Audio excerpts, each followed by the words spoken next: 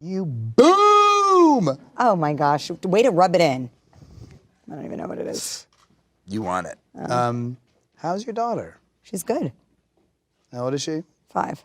How old is she now? How old is she?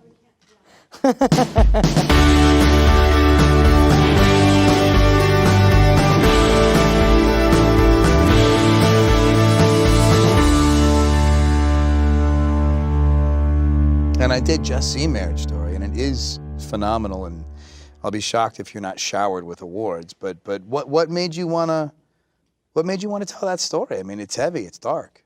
Yeah, I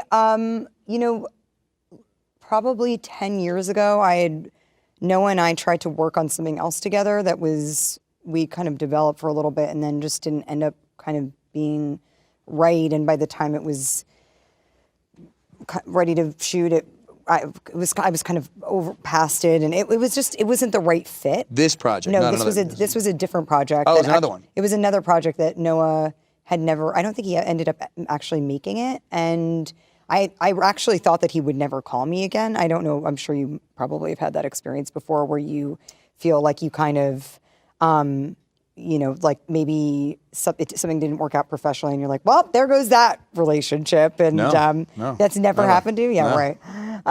And so I was so surprised when he called me 10 years later, more, 15 years later, to meet and talk about something. I just thought, it was totally came out of the blue. And I met with him in a place in New York, and it was like no time had passed at all. And it was, we just kind of shifted right into this moment where, he pitched me this story a little bit. And I myself was actually in the middle of going through a divorce, and it was such a strange coincidence, actually. But more than it being that it was about a divorce and I was going through it and felt that was something that I should explore, I felt it was like the right time for Noah and I to work together on something.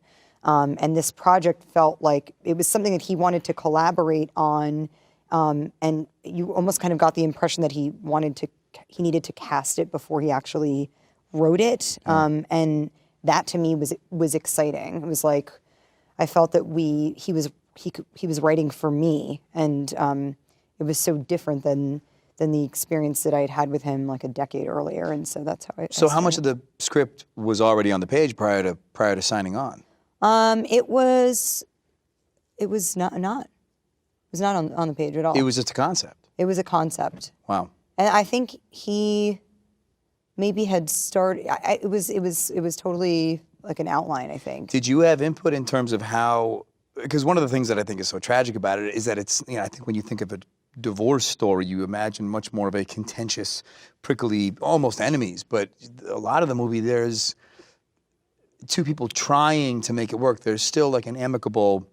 You're trying to make it work for your kids. So was that part of, did you have input in that? Because I'm assuming even in your experiences, it hasn't been like, oh, I hate this person. There's still a lot of love for the person. Yeah, I think it was sort of, it was Noah's intention to make, he was the one, actually when I received the script, I was so, we'd spoken so much about not just our relationships and what it was like to be, single parents or how it was to co-parent. But we also talked a lot about our parents and our families and, all of that stuff kind of made it in there. And when I got the script, I was so surprised by how much love remained between those two people, and that there was kind of it was a love story told through divorce and as a relationship kind of. Noah often says that, like, in order to fully understand something, you kind of have to, like, pull it all apart and sort of start, the idea of starting from, like, the end and, like, building the story kind of back up was really interesting to him. And, I think it really, I think that's why the film has seemingly affected so many audience members, is that it is not, it's not one thing or another. It's kind of multi-faceted, and like relationships are just complicated, and there's, you can not want to be with somebody but still find them attractive in other ways, and you know, it's complicated, right? It's heartbreaking. Yeah, you know, I don't know. It was exciting to work on it. Where do you want to live now, doll? Well, I'm here now, obviously. I don't know if the show will get picked up. It feels like home. It is home. It's the only home I've ever known without Charlie. I think you probably feel this way too, and I know, you know, even when we were doing all the Endgame and Infinity War stuff, were you were prepping to do Knives Out already or not? Yeah. Well, we were doing the reshoots for those last couple bits. I don't know if you were there. You were so in and out because you died. but I think, yeah. Spoiler alert. Yeah. If you haven't seen the it, movie, too bad. she didn't make it. Yeah, it was towards the end of filming that Ryan reached out and sent the script for Knives Out, and I love those movies. Because it must have been so exciting also. Well, I was thinking because I was doing kind of talking to Noah while we were doing the Infinity War and Endgame stuff, and it was such something for me to kind of hold on to during those often sort of just tedious days of, you know, whatever, like all that action storytelling that we have to do where you know, have to be like in it for these little like segments of time. I mean, well, there's a lot of things about those movies where it's not just the actual filmmaking process is very, you know, start, stop with little bits and pieces because of the action, the nature of the movie, plus it's roles that we've played for a really long time, so we're really familiar with it. So it is exciting. No disrespect to those movies. I love those movies, but to come off of them and have a completely different approach to finding a character, to collaborating with other artists, and ultimately, you know, just it's uncharted waters, you know, coming off of a Marvel movie. It's just exciting to get a change of pace. How does it work with Ryan? How is he on set? He's wonderful in a lot of ways, and it forces you. I mean, he's very much a plain speaker. He knows what he wants. I love the idea of writer-director combos because you immediately you remove that kind of you know, when a bunch of people read one piece of material, we all have subjective opinions on what we interpret. And when you have a writer-director, they can say, no, this is exactly what I meant. So that eliminates one question right there. But Ryan just has a very, he's very taciturn. He's very unapologetic. You know, 2 takes and you're done. Really? Yeah. Which, as an actor, you're terrified because if you give me 50 takes, I'll take them. Why? What do you think about that, though? Do you ask for more? I'd always like more, but how come you don't ask for more? It takes me a couple days to get comfortable on set to do that. You know what I mean? Why? Because you feel like... Because if you ask for more and then they don't get better, it's going to be harder to ask for more in the future. Because, you know... Really?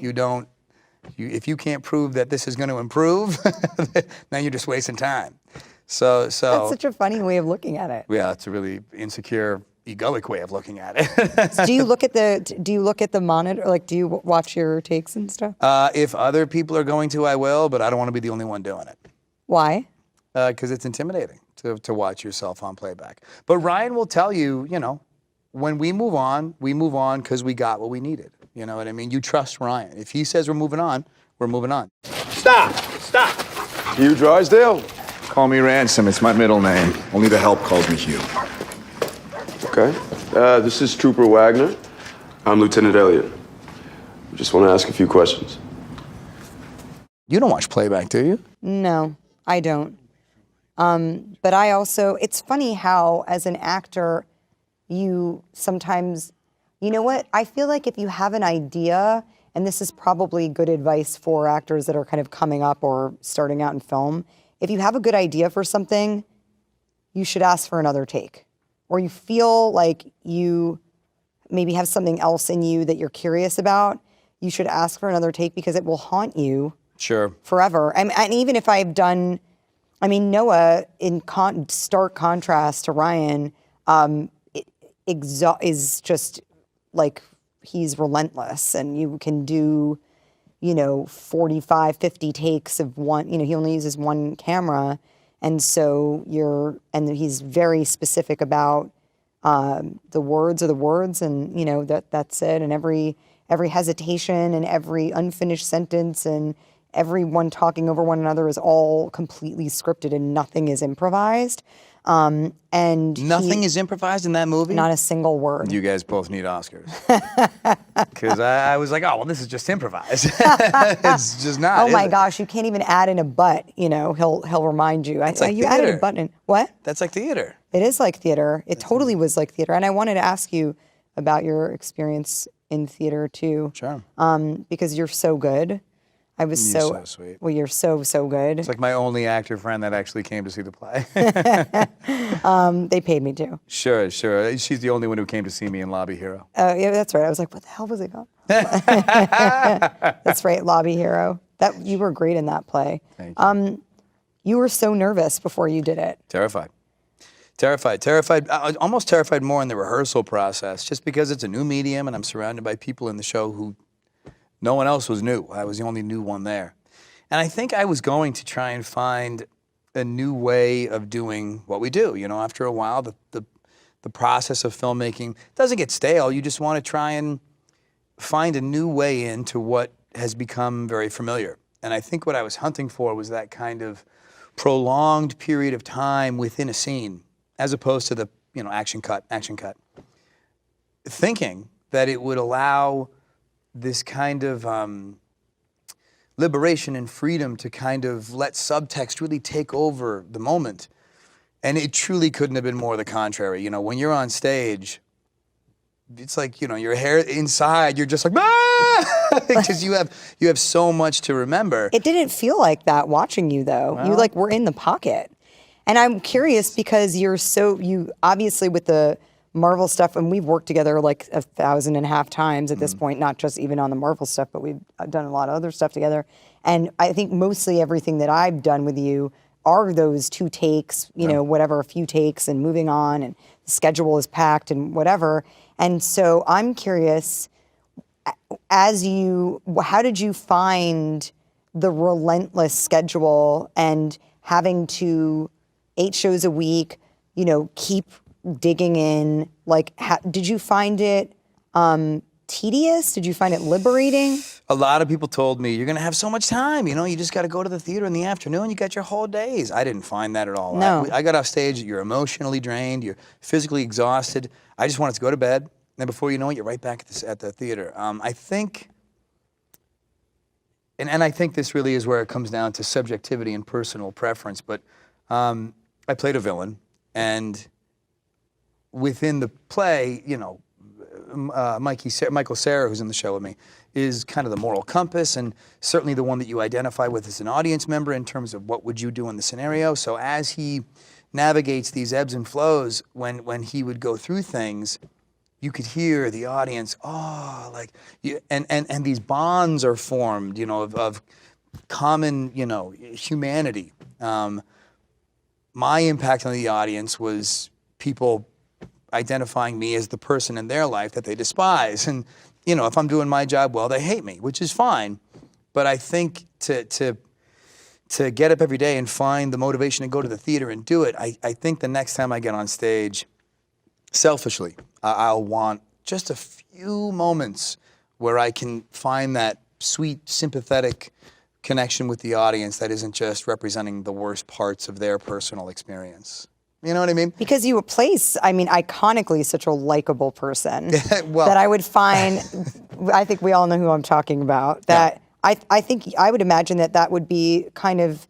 That was the appeal. Right. That's why I couldn't wait to do it. Well, it was fun, but then, by month 2, you're like, man, it's tough to go and just feel this hate from the audience. Again, that means you're doing your job well, but it's not going to not take its toll, and you're not going to not take some of this home with you, not to use double negatives twice, but I think theater is such a wonderful exchange. It really is. I forget who used this analogy, and I'm probably going to butcher it, but it really is like building little sandcastles every night that the audience or the ocean just comes and takes, and then you build another one tomorrow. And that's a beautiful, intangible, fleeting part of creativity. And I think what keeps you motivated to come back has to be part of that exchange.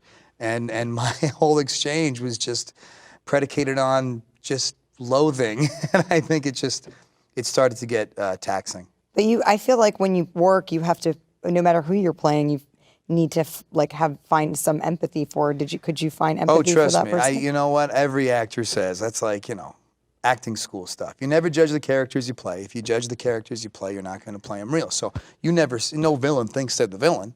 But when they start calling things out, oh, this fucking guy. Oh, sorry, I can't say swears.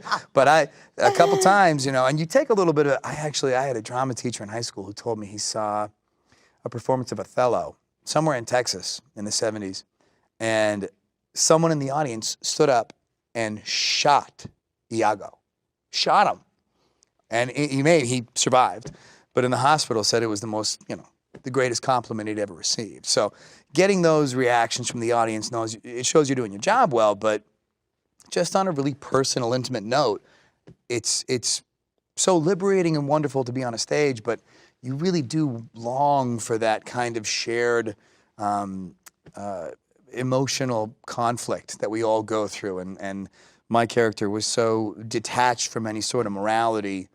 I don't think he, as a character, even found that connection at home with his family. So that channel felt a little shut down. And like I said, over time, it just starts to feel, it weighs on you. Yeah, I can see that for sure. Hey, Benny, you want to ask this guy some questions? All right, what is this? What's this arrangement? Mr. Drysdale. CSI KFC?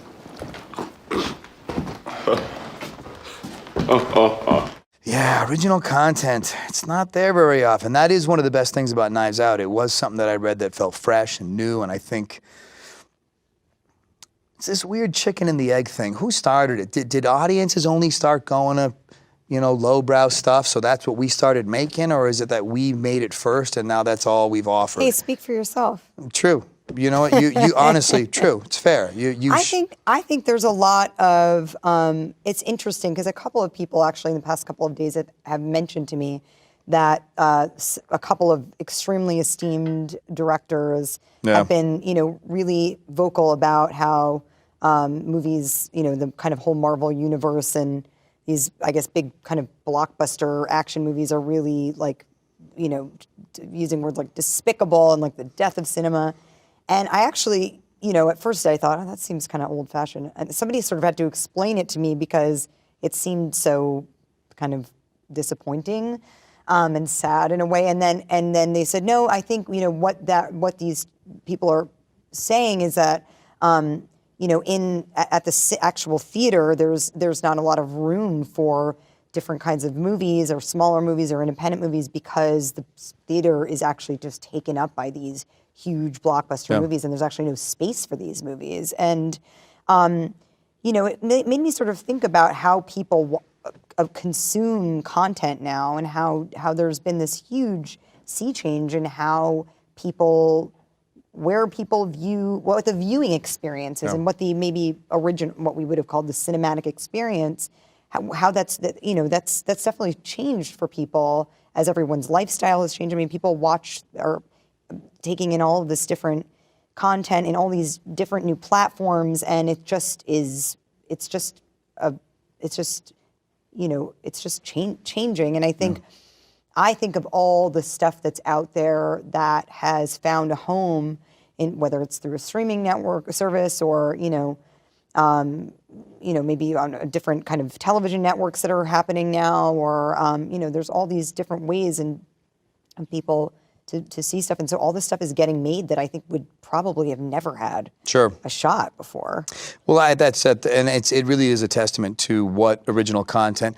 I think original content inspires original content. You know what I mean? I think new stuff is what keeps the creative wheel rolling.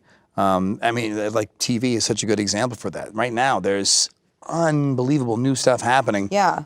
All over that landscape. Yeah. There's less risk. They're not beholden to box office results. And as a result, they have more freedom and they allow more creative minds to be in charge of the creative process and ultimately the final product. I just believe there's room at the table for all of it. You know what I mean? Like it's like trying to say a certain type of music isn't music. Well, why bother? Who are you to say that? It just feels like a strange, you know, same team. What are you looking for now? Well, every couple of months I decide I'm done acting. Yeah. This is just, you know me. This has been my thing for decades now. I always am looking for a way out. But I don't know. I do love it. Just original ideas, and that's why I liked Ryan so much, because it was not only, I think, is he a very original filmmaker, but it was his script, and it's why I did Snowpiercer. You know, any storyteller who has a very strong preference. I like people with strong preferences, no matter what they are, in any capacity, even outside of this industry.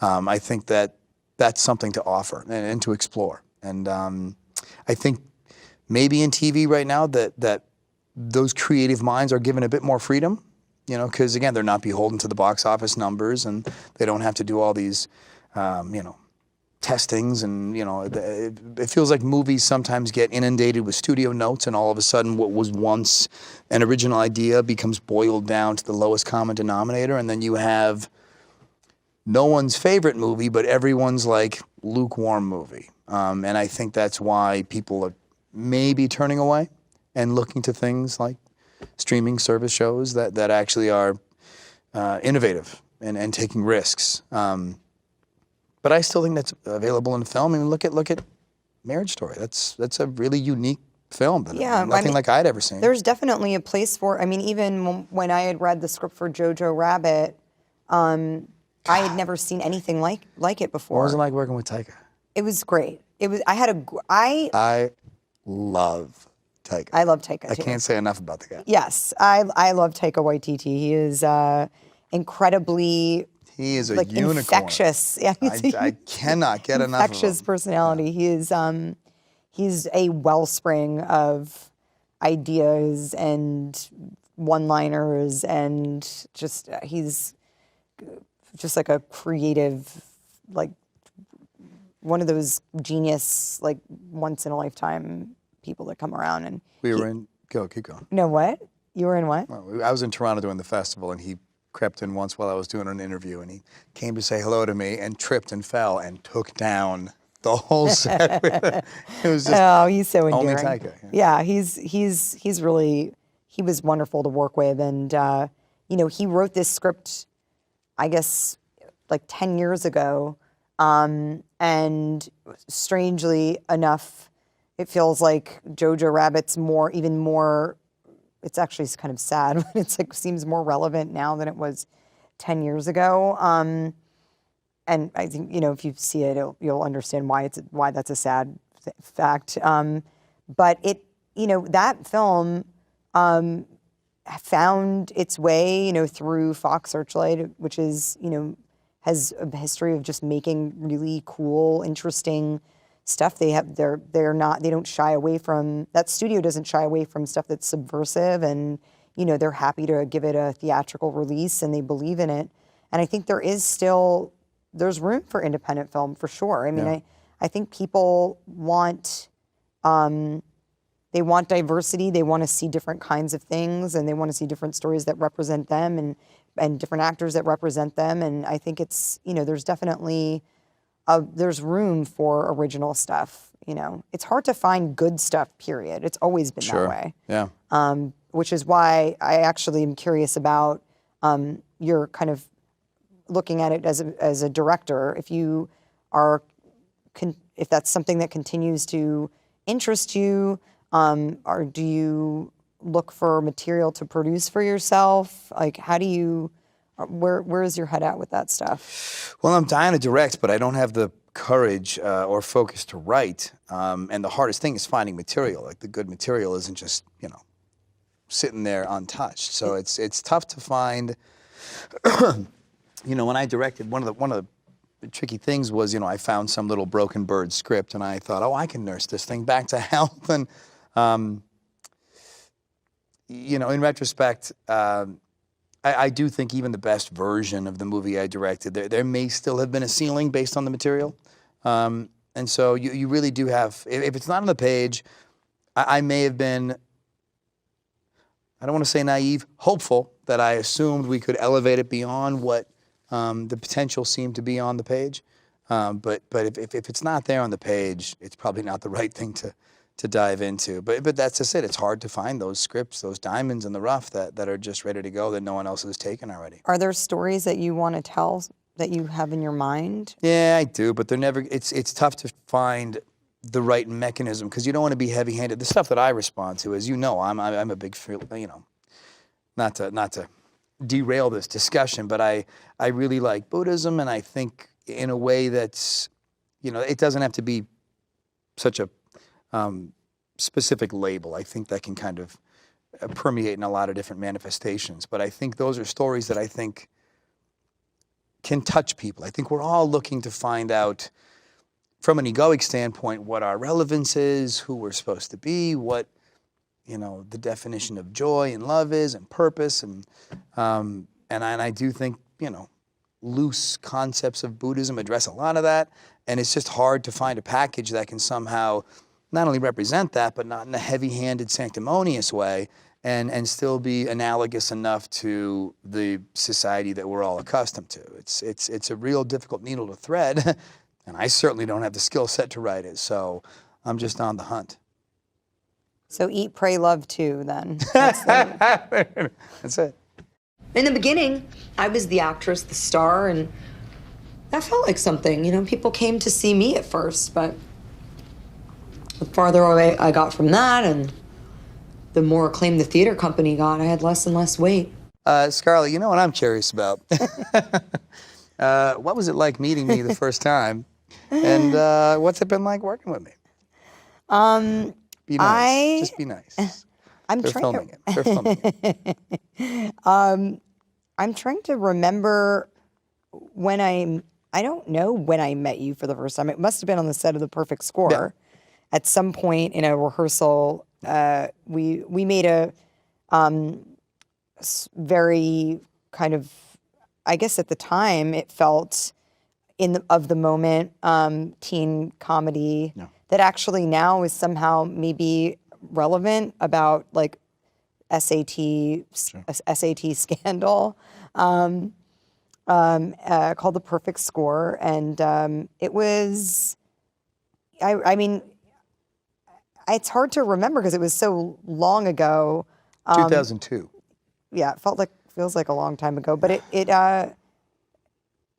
I mean, we were just children back then. It's almost 20 years ago. I was like 17 years old or 18 years old. Yeah, I think we all went out one night and you couldn't get into the club. Because I was 17. Yeah. Yeah. Yep. Those were the days.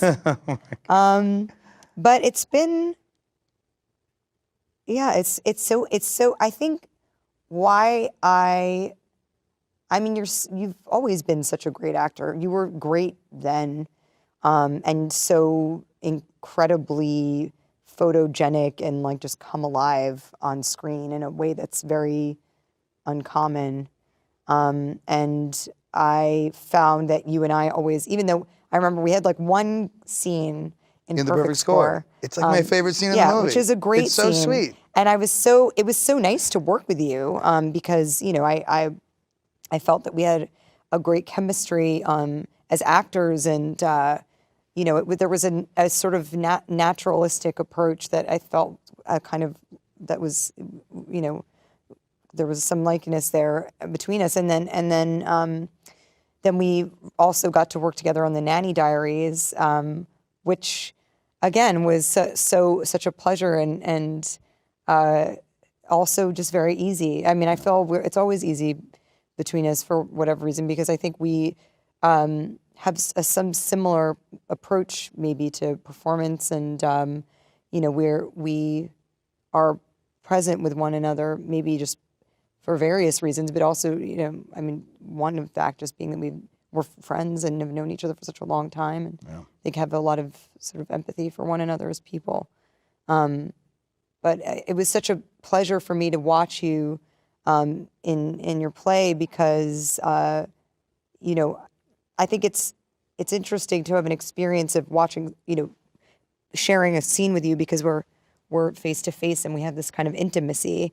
And then sometimes I see you, on a screen and you're like up there and huge. But when I saw you in the theater, there's this, it's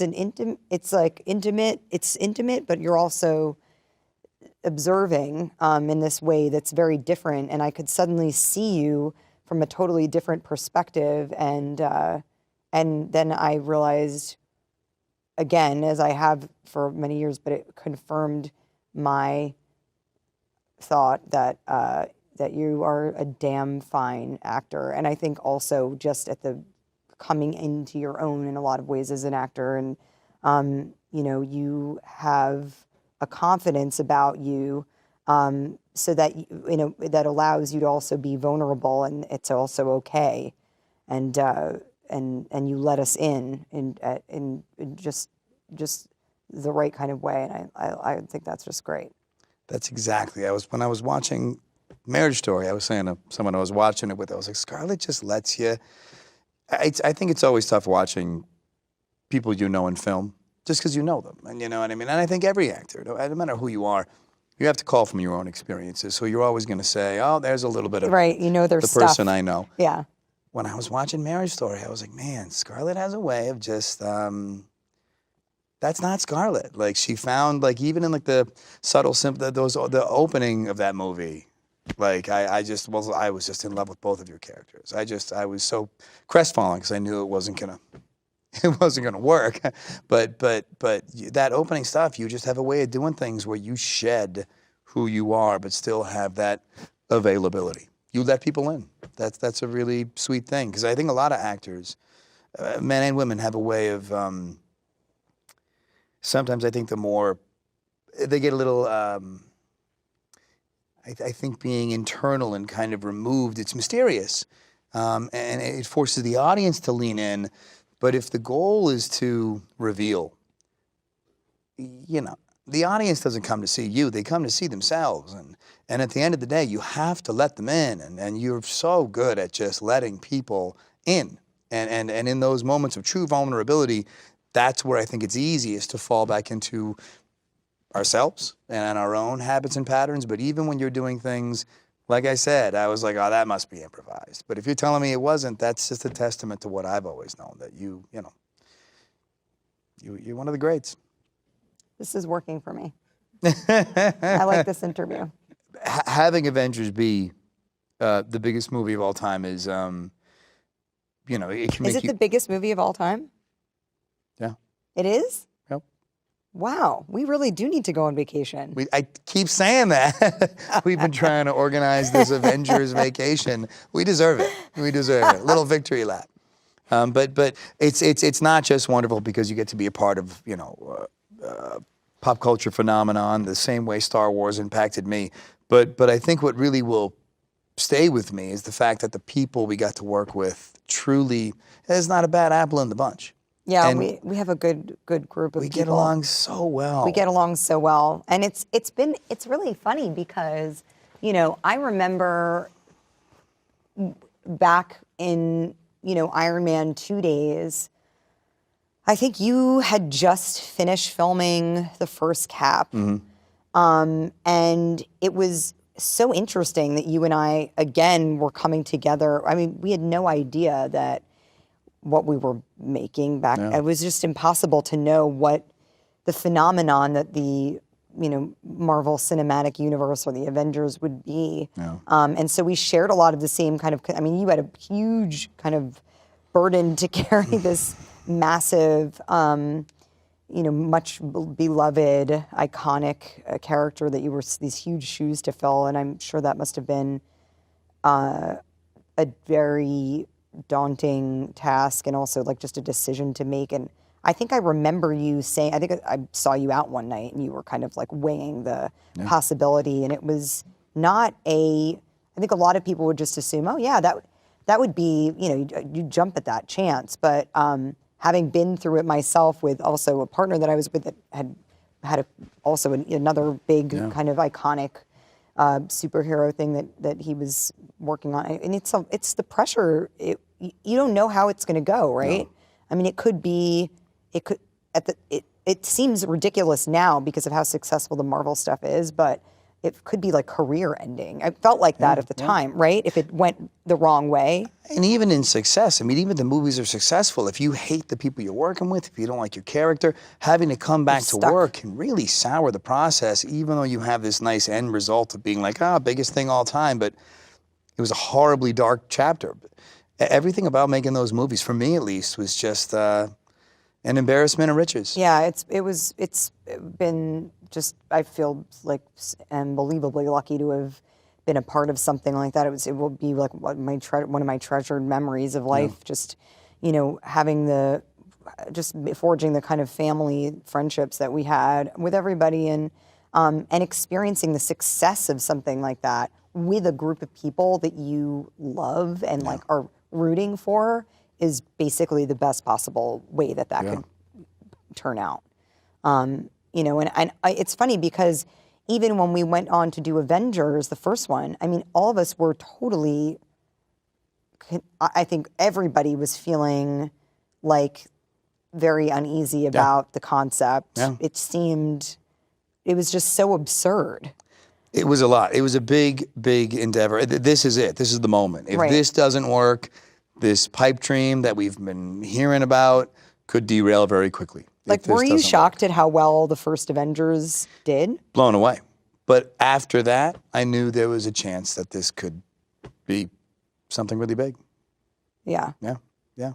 And honestly, so thankful because of how well it went off screen. You know what I mean? Those are the people you got to work with. Right. As good as a final product is, I mean, I could be wrong in this, but ask any actor. I don't care how good the final movie is. If making it wasn't what you wanted it to be, you're not going to do it again. Would you come back? To Marvel? Yeah. Well, I'm an old man now, but yeah, right. You're falling apart. Yeah, everything clicks when I get up. Recovery is not the same. Yeah, you're looking bad. Smoking mirrors. Falling apart. Smoking mirrors. A pound of makeup on this. I didn't answer the question, did Would you come back? You never say never. I loved the character. I don't know. A hard no. It's not a hard no, but it's not an eager Definite, eager yes either. Right. There's other things I'm working on right now, and the worry is you don't want to. I think Cap had such a tricky arc to stick the landing, and I think they did a really nice job letting him complete his journey. And if you're going to revisit it, it can't be a cash grab. It can't be just because audiences would be excited. There has to be, what are we revealing? What are we adding to the story? You don't want it to just be that one, man, they had this great thing and that little thing over there that we'll just, forget about. So a lot of things would have to come together, but it's not obvious. It doesn't feel at this time like that would be the thing that I'd be looking to do. No. It also has such because I wasn't there for the last third of the film or whatever, I actually had no idea what was going to happen.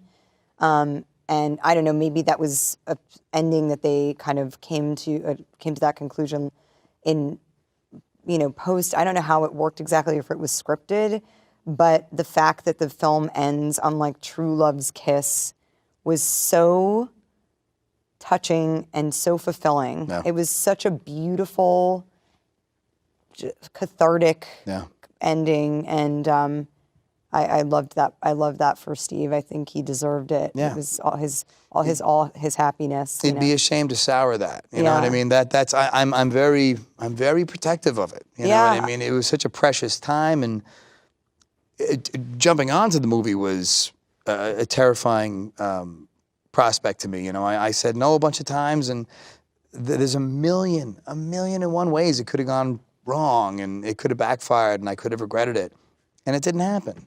And to keep on testing that is just, it almost feels like, you know, maybe you should just let this one sit. But, you know, the good thing about Marvel is you never, I feel the way about Pixar too. They never go for the cash grab. They care. They care. It's never going to be something they just throw together and just because they know they're going to make a mint. So, you know, in that regard, you know, who knows? Who knows?